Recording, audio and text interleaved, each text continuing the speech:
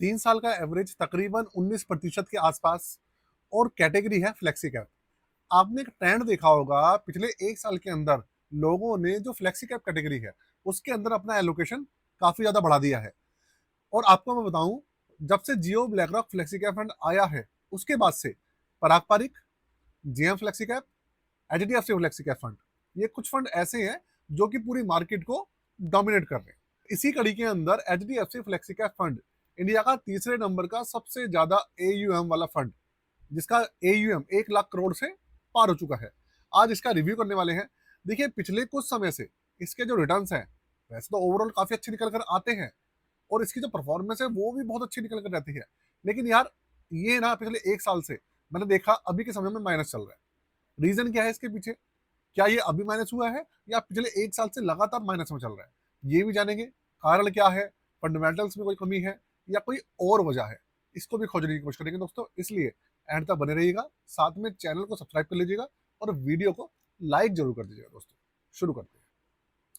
Computer screen आपके सामने चालू हो चुकी है। फ्लेक्सी कैप कैटेगरी के अंदर लोगों का जो इंटरेस्ट बढ़ा, उसका रीजन ये था कि फ्लेक्सी कैप कैटेगरी के अंदर हुआ क्या कि भाई, आपको जो मल्टी कैप कैटेगरी वाला डाइवर्सिफिकेशन है वो तो मिला ही मिला, साथ में रिटर्न्स भी बहुत अच्छे निकल कर आ रहे थे फ्लेक्सी कैप कैटेगरी के अंदर। तो इसीलिए पराग पारिक के अंदर, एचडीएफसी के अंदर, जेएम फ्लेक्सी कैप और क्वांट का फ्लेक्सी कैप फंड, एसबीआई का फ्लेक्सी कैप फंड, ये कुछ ऐसे फंड्स हैं जिनके अंदर लोगों का काफी ज्यादा एलोकेशन बढ़ता चला गया पिछले 1 डेढ़ साल के अंदर। बस रीजन वही था कि भैया सबको रिटर्न चाहिए, डाइवर्सिफिकेशन चाहिए। होता क्या था कि अगर हम 1.5 साल पहले जाएंगे, जब मार्केट के अंदर क्रैश नहीं आया था, तब लोगों का ध्यान रहता था स्मॉल कैप और मिड कैप के अंदर। लेकिन जब उनको पता चला कि भाई इतना लंबा क्रैश भी मार्केट के अंदर आ सकता है, जो कि आज से पहले लोगों ने नहीं देखा था, तो उनको समझ में आया कि डाइवर्सिफिकेशन का मतलब क्या होता है और उसके महत्व क्या होता है। तो अब इसी कड़ी में आज अगर मैं बात करूं H D F C flexi cap fund की, तो देखिए, स्टार्ट करेंगे इसकी रैंकिंग से। इसको क्रिसिल की और वैल्यू रिसर्च वालों की जो रैंकिंग है, वो है भाई 5 स्टार की रेटिंग इसको मिली हुई है। 5 स्टार की रेटिंग के साथ आता है। इसके अलावा रिस्क मीटर इसका वेरी हाई है, क्योंकि मेजर पार्ट इसके अंदर सिर्फ और सिर्फ इक्विटी है। इसके अलावा 3 साल का आप एवरेज देखो, इसका 18.46%, अच्छा खासा एवरेज है 3 साल का। अच्छा, चौंकाने वाली बात एक ये है कि इसका एनएवी 2107 रुपये 96 पैसे पर आता है। आप सोचो कितना ज्यादा इसका जो एनएवी है वो मैसिव है। इसका रीजन क्या है? आपके दिमाग में ये क्वेश्चन आ रहा होगा, क्या 2013 के अंदर जब डायरेक्ट प्लान लॉन्च हुए थे तो ये 10 रुपए पे लॉन्च हुआ था, या 10 रुपए से बढ़कर ये 2000 पे पहुंच गया, या ज्यादा पे हुआ था? इसका भी मैं आपको आंसर दूंगा वीडियो के अंदर। तो सबसे पहले जो इसके रिटर्न है ना, आप उसके ऊपर एक नजर डालो, उसे समझते हैं, फिर इसका पोर्टफोलियो समझेंगे। ये आपके सामने है इसके रिटर्न।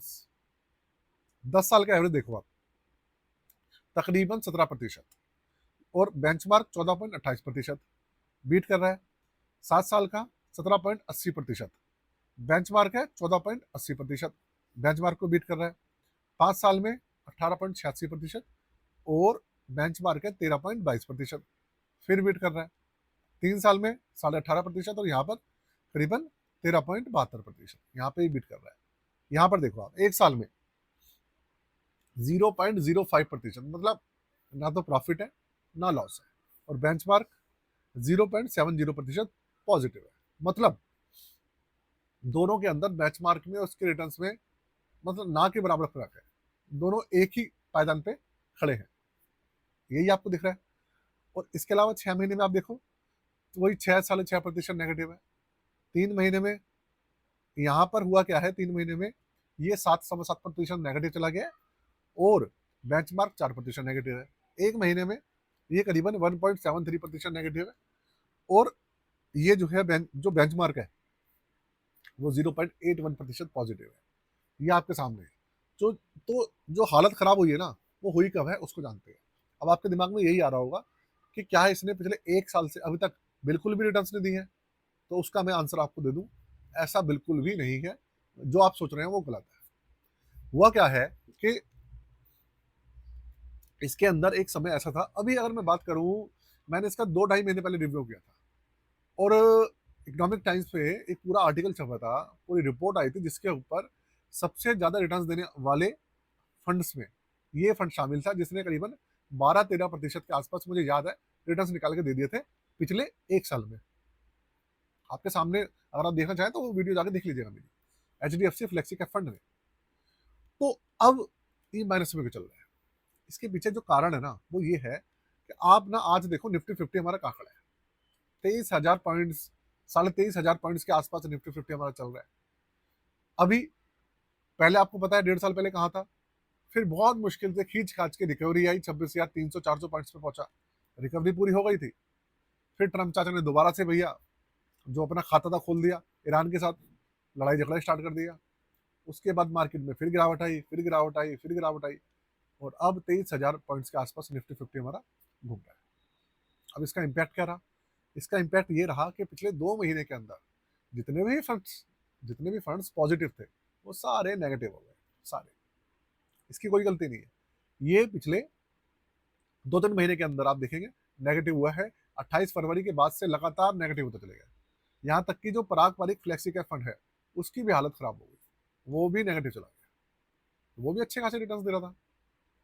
जियो BlackRock flexi cap fund वो तो पहले से नेगेटिव है, लेकिन फिर भी थोड़ा बहुत चला था, वो भी नेगेटिव हो गया। तो कुल मिला के दोस्तों ये कहानी है, इसलिए रिटर्न जो है निकल कर नहीं आ रहे। जो जेन्युइन रीजन है वो मैं आपको बता रहा हूँ। अब अगर आप इसकी रैंकिंग देखेंगे तो देखिए 10 साल के हिसाब से तीसरे नंबर पे, छठे नंबर पे, फोर्थ नंबर पे, 12वें नंबर पे, 3 साल से लेकर 10 साल के डेटा के हिसाब से ये टॉप 10 के अंदर रहता है। अब आप देखिए इसका पोर्टफोलियो के ऊपर एक नजर डालते हैं। उससे पहले आप हमारी जो पोर्टफोलियो सर्विसेज है उसके ऊपर दोस्तों एक नजर डाल लीजिए, छोटी सी। मैं आपका सिर्फ 30 सेकंड लूंगा। अगर आप अपना पोर्टफोलियो बनवाना चाहें, आप अपना पोर्टफोलियो रिव्यू कराना चाहें, आपका पोर्टफोलियो के अंदर कंपाउंडिंग ठीक काम ना कर रही हो, बहुत ज़्यादा नेगेटिव, आपको लगता है मार्केट 10% नेगेटिव है और आपका पोर्टफोलियो 20% नेगेटिव है, तो इसके अंदर स्कीम्स का जो सिलेक्शन है वो गलत है। Out performing, non performing schemes आपके पोर्टफोलियो में शामिल हैं, स्टॉक शामिल है, तो उनको रिस्टोर करना बहुत ज़रूरी है।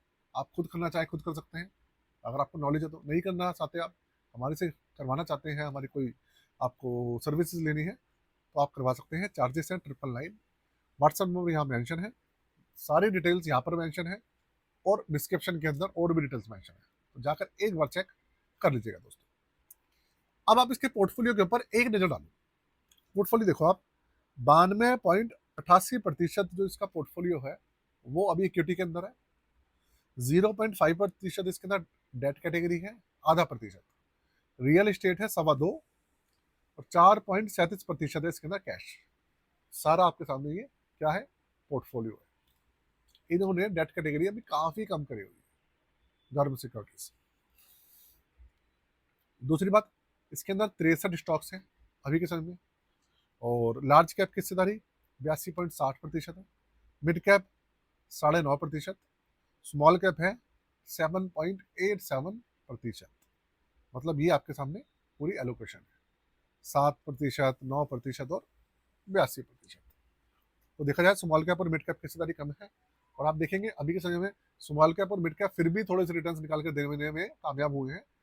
लार्ज कैप कामयाब नहीं हो पा रहा, निफ्टी 50 नहीं हो पा रहा कामयाब। 9 सेक्टर्स, फाइनेंशियल सेक्टर 37% है, कंज्यूमर सेक्टर करीबन आप मान लीजिए 14.25%, 14% मान लीजिए, टेक्नोलॉजी सेक्टर है 12%, हेल्थ केयर है 10%, और इंडस्ट्रियल सेक्टर है 7%। मतलब आप ये मानिए कि जो इसके टॉप 5 सेक्टर्स हैं उनके अंदर ही 65-70% जो है हिस्सेदारी उन्हीं के अंदर है। आप ये चीज देखिए, तो ये सबसे बड़े सेक्टर्स हैं। एनर्जी सेक्टर के अंदर हिस्सेदारी काफी कम कर रखी है, 5.80%, और मटेरियल के अंदर है 4.38%। तो ये सब चीजें हैं हिस्सेदारी। देखिए मैं आपको ऑनेस्टली बोलूँ ना, पोर्टफोलियो के अंदर, सेक्टर के अंदर, स्टॉक्स कलेक्शन के अंदर किसी में कोई कमी नहीं है। जो जेन्युइन रीजन था वो मैंने आपको पहले ही बता दिया है कि पिछले 2 महीने के अंदर जिस तरीके से गिरावट आई है, और स्पेशली पिछले 3 दिन के अंदर जिस तरीके की गिरावट आई है, एकदम से गिरावट हुई है, 700-800 पॉइंट्स एकदम से सेंसेक्स टूट रहा है, निफ्टी 50 टूट रहा है, उसका एकदम से इम्पैक्ट पड़ा है सबके ऊपर। स्मॉल कैप मैं स्टॉक्स चेक कर रहा हूँ, फंड चेक कर रहा हूँ, जहाँ पिछले हफ्ते वो करीबन कुछ फंड्स ऐसे थे स्मॉल कैप के अंदर जो 15-16% का रिटर्न देते थे पिछले 1 महीने में, और अब मैंने उनका रिटर्न चेक करा कल, तो उनके जो रिटर्न थे वो सिर्फ 5-6% रह गए थे। आप सोचो 15-16% से घटकर सीधे 5%, तो मतलब इसका मतलब इतनी ज्यादा टूट हुई है मार्केट के अंदर। तो ये सब चीजें हैं दोस्तों जिसकी वजह से मार्केट के अंदर नुकसान हो रहा है। अब आप और चीजें देखिए आप, 1 जनवरी 2013 को ये लॉन्च हुआ था। निफ्टी 500 TRI इसका बेंचमार्क अभी के समय में चल रहा है। ओपन एंडेड स्कीम है। एक्सपेंसिव रेशियो 0.67% है और 15.80% इसका अभी के समय में ये चल रहा है। इसका CAGR 13 साल का 1 लाख करोड़ से ऊपर का इसका AUM है, मैंने आपको बताया ही है। किसी तरीके का लॉक इन पीरियड नहीं है। एग्जिट लोड इसका 1% है 1 साल तक। 1 साल के बाद किसी तरीके का एग्जिट लोड नहीं है और साथ में मिनिमम इन्वेस्टमेंट, मिनिमम लमसम वगैरह इसके अंदर 500 रुपए से 1000 रुपए से सब चीजें चालू होती है। ये सब चीजें इसका पूरा ताना बाना। तो ये है। अब सारी डिटेल्स आपने देख ली है। इसके बाद भी अगर आपको कोई क्वेश्चन बचा हो इस फंड को लेकर तो मुझे प्लीज कमेंट बॉक्स आपके लिए ओपन है, जरूर पूछेगा। और साथ में जब आप कमेंट पूछेंगे तो भैया चैनल को सब्सक्राइब भी जरूर कर दीजिएगा। मैं वीडियो को यही खत्म करता हूँ दोस्तों। आज के लिए जय हिंद, वंदे मातरम।